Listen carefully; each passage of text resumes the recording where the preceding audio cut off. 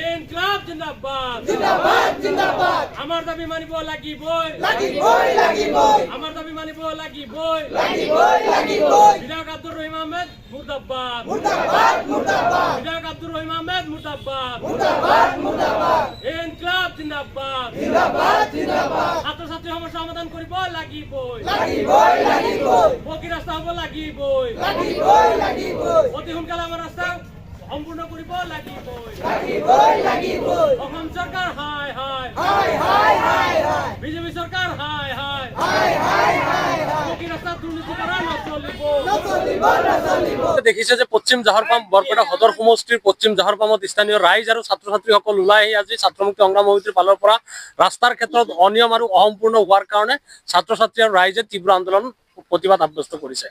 আমি ছাত্ৰমুক্তি সংগ্ৰাম সমিতিৰ ফালৰ পৰা দেখা পাইছো যে এই ৰাস্তাখন 2022-23 চনত চেংচন হোৱা মুখ্যমন্ত্ৰী পকীপথ আঁচনিৰ দ্বাৰা চেংচন হোৱা এই ৰাস্তাটো এতিয়ালৈকে সম্পূৰ্ণ নোহোৱাৰ মূল ৰহস্যটো আচলতে চাব লাগিব।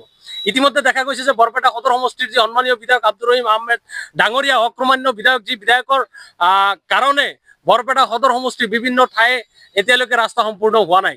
গতিকে বিধায়ক ডাঙৰীয়ালৈ অতি সোনকালে আমি দাবী জনাইছো, অতি সোনকালে এই ৰাস্তাটোত গুৰুত্ব আৰোপ কৰিব লাগে। লগতে বৰপেটা বিভাগীয় কৃতপক্ষক আবেদন জনাইছো। ইতিমধ্যে PWD গড়কপ্তানি বিভাগ আৰু জিলা আয়ুক্তলৈ আমি হস্তক্ষেপ আবেদন কৰিব বিচাৰিছো যে ইয়াত হৈ থকা অনিয়মৰ ক্ষেত্ৰত তেওঁলোকে তদন্ত কৰি কঠোৰ পৰা কঠোৰতম শাস্তি প্ৰদান কৰিব লাগে। ঠিকাদাৰ নাইবা বিভাগীয় যিজন ব্যক্তি ইয়াৰ সৈতে জড়িত হৈ আছে তেনেকুৱা ব্যক্তিক শাস্তি প্ৰদান কৰিব লাগে। লগতে পশ্চিম জাহৰপাম ৰাস্তা অতি সোনকালে সম্পূৰ্ণ কৰিব লাগে আৰু ৰাইজৰ দাবী মানি লোৱাৰ কাৰণে আহ্বান জনাইছো। অন্যথা ছাত্ৰমুক্তি সংগ্ৰাম সমিতিৰ ফালৰ পৰা তীব্ৰ আন্দোলন গঢ়ি তুলিব। নিশ্চিতভাৱে ক'ব লাগিব যে আপোনালোকে জানে যে যি সময়ত মুখ্যমন্ত্ৰী ডাঙৰীয়াই নিজে কৈ ফুৰে যে মই ভাৰতবৰ্ষ বা অসমৰ ভিতৰত আটাইতকৈ ডাঙৰ মন্ত্ৰী বা মই যি কওঁ তাকে মানি লয়, সেই ক্ষেত্ৰত দেখা গৈছে তেখেতৰ বিভাগ PWD গড়কপ্তানি বিভাগ মাননীয় মুখ্যমন্ত্ৰী ডাঙৰীয়াই নিজৰ হাতত, আৰু সেই সময়ত অসমৰ প্ৰত্যেকটো ৰাস্তাৰ ক্ষেত্ৰতে গড়কপ্তানি বিভাগে তেওঁলোকে কমিশ্যন লয়। আপোনালোকে নিশ্চয় জানে যে বিভিন্ন ৰাস্তাৰ ক্ষেত্ৰত তেওঁলোকে 5%, 10%, 2%, 3%কৈ কমিশ্যন লয় বিভাগীয় কৃতপক্ষই। গতিকে এই ক্ষেত্ৰত নিশ্চয় ক'ব লাগিব বৰপেটা গড়কপ্তানি বিভাগ ইয়াত দুৰ্নীতিৰ সৈতে জড়িত হৈ আছে। অতি সোনকালে মুখ্যমন্ত্ৰী ডাঙৰীয়াৰ হস্তক্ষেপ দাবী কৰিছো। এই ভুক্তভোগী লোকসকলক সঠিক আৰু সম্পূৰ্ণ ৰাস্তা দিয়াৰ কাৰণে দাবী জনাইছো। আপোনালোকে জানে যে এই ৰাস্তাখন স্বাধীনতাৰ পিছৰ পৰা আজিলৈকে পকী হোৱা নাই, আৰু 2022-23 চনত চেংচন হোৱা ৰাস্তাটো এতিয়ালৈকে সম্পূৰ্ণ নোহোৱাৰ মূল ৰহস্য আমি জানিব বিচাৰিছো। নিশ্চিতভাৱে ইয়াৰ স্থানীয় ৰাইজে জনাইছে, বিধায়ক ৰহিম আহমেদ ডাঙৰীয়াক জনাইছে, বিভাগীয় কৰ্তৃপক্ষক স্মাৰক পত্ৰ প্ৰদান কৰিছে। আমাৰ ছাত্ৰমুক্তি সংগ্ৰাম সমিতিৰ ফালৰ পৰা কালি এপ্লিকেশ্যন দিয়া আহিছে যে আজি আমি এই ৰাস্তাক লৈ আমি আন্দোলন সাব্যস্ত কৰিম। এতিয়ালৈকে বিভাগীয় কৰ্তৃপক্ষৰ ফালৰ পৰা এজন মানুহ আমাৰ ইয়াত উপস্থিত থকা দেখা নাই। নিশ্চিতভাৱে যি সময়ত ইষ্টিমেট মতে কাম হ'ব লাগিছিলে আৰু যেনেকুৱা ধৰণৰ কাম ৰাস্তাৰ ক্ষেত্ৰত হ'ব লাগিছিলে তেনেকুৱা ধৰণৰ কাম হোৱা নাই। আপোনালোকে জানে যে ব্লক ইটাৰে কাম কৰিবলৈ গ'লে আপোনাৰ দুয়ো ৰাস্তাৰ দুয়ো কাষেৰে নিম্নতম 2 ফুটকৈ তলত খান্দি সেই ৰাস্তা আপোনাৰ কি কৰিব লাগে, পকী মানে আপোনাৰ ঢালাই কৰিব লাগে। তাৰপিছত আপোনাৰ ইটাৰে এই ৰাস্তাখনত চেণ্ড গ্ৰেভেল, এটা লিমিটেড চেণ্ড গ্ৰেভেল পেলাব লাগে, যে সেই চেণ্ড গ্ৰেভেলত আপোনাৰ যিখিনি মেটেৰিয়েলছ থাকে সেই উপযুক্ত মেটেৰিয়েলছ ৰাইজে প্ৰত্যক্ষ কৰা নাই বা তেনেকুৱা ধৰণৰ ৰাস্তাৰ ঢালাই দিয়া নাই বুলি ৰাইজে অভিযোগ উত্থাপন কৰিছে। আৰু 3 কিলোমিটাৰ ৰাস্তা, 3 কিলোমিটাৰ নহয় 2.91 কিলোমিটাৰ ৰাস্তা, এই ৰাস্তাখনত সম্পূৰ্ণ সোনকালে বিভাগৰ লাষ্ট চৰম থাকিলে ৰাস্তাখন অতি সোনকালে সম্পূৰ্ণ কৰাৰ কাৰণে দাবী উত্থাপন কৰিছো।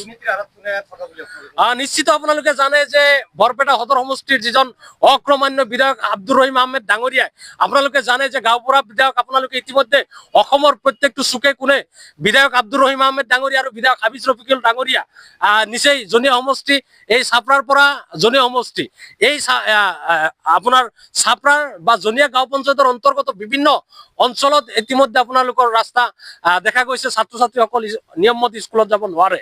গতিকে অসমৰ ভিতৰত আটাইতকৈ দুজন গাঁওবুঢ়া বিধায়ক আছে, এজন হ'ল ডক্টৰ হাবিজ ৰফিকুল আৰু এজন হৈছে আপোনাৰ বৰপেটা সদৰ সমষ্টিৰ বিধায়ক আব্দুৰ ৰহিম আহমেদ ডাঙৰীয়া। গতিকে নিশ্চয় ক'ব লাগিব বিধায়কৰ ইয়াত অংশ আছে, কমিশ্যন আছে, তাৰ কাৰণে এই ৰাস্তা লেহেমীয়া গতি নহ'লে 3 বছৰ হৈ যোৱাৰ পিছতো ৰাস্তা পইচা মুকলি হোৱাৰ পিছতো এতিয়ালৈকে সম্পূৰ্ণ নোহোৱাৰ মূল ৰহস্যটো আপোনালোকে নিশ্চয় জানিব।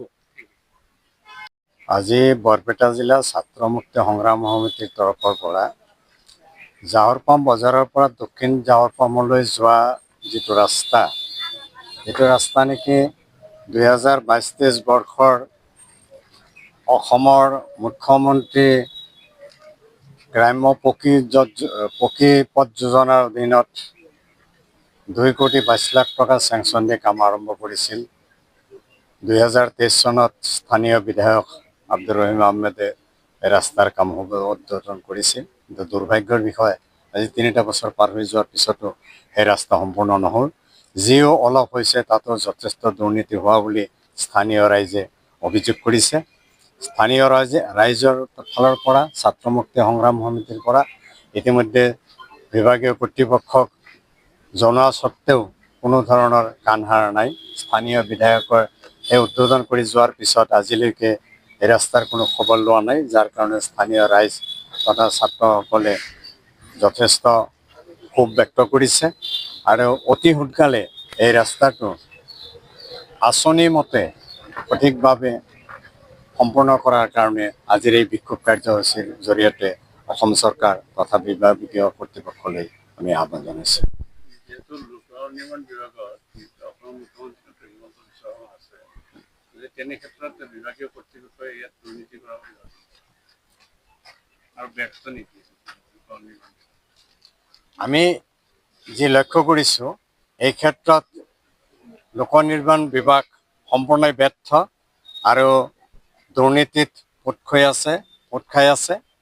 এইকাৰণেই আমি ক'ব বিচাৰিছোঁ যে হিমন্ত বিশ্ব শৰ্মা ডাঙৰীয়াৰ দৰে এগৰাকী মুখ্যমন্ত্ৰী, যি নেকি যথেষ্ট কৰ্মপটু মুখ্যমন্ত্ৰী বুলি অসমৰ মানুহে ভাবে বা তেওঁ নিজেও জাহিৰ কৰি থাকে, কিন্তু তেনেকুৱা কৰ্মপটু মুখ্যমন্ত্ৰী এজনৰ বিভাগীয় কাম কাজৰ ক্ষেত্ৰত আজি 3 বছৰে এটা ৰাস্তা উদ্বোধন হোৱাৰ পিছত এতিয়ালৈকে সম্পূৰ্ণ নহ'ল। এই ক্ষেত্ৰত তেখেতৰ বিভাগৰ যথেষ্ট সম্পূৰ্ণ ব্যৰ্থ হোৱা বুলি মই ভাবোঁ।